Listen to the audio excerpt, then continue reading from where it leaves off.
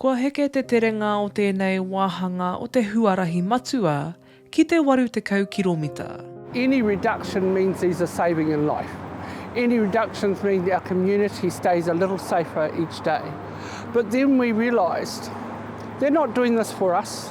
Heoi, hei tā tēnei ahika o tēnei marae, ehara i te mea he whakautu tēnei hekenga ki tā rātou i poro tuai i te rātou.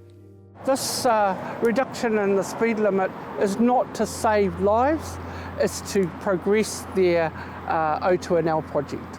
Kei tua o te rori a Catherine Manning e noho ana. So we've got to pull in just here to get to my house. Sometimes they get really angry and try and cut you off. Yeah.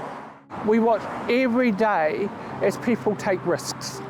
They try and pass each other on a single lane highway.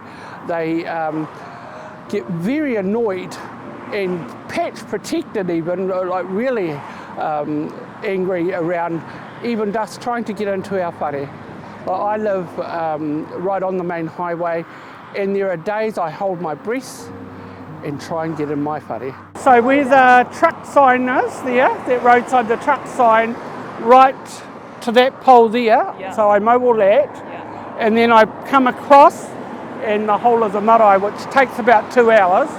But to do that, I've got to try and get across this main highway.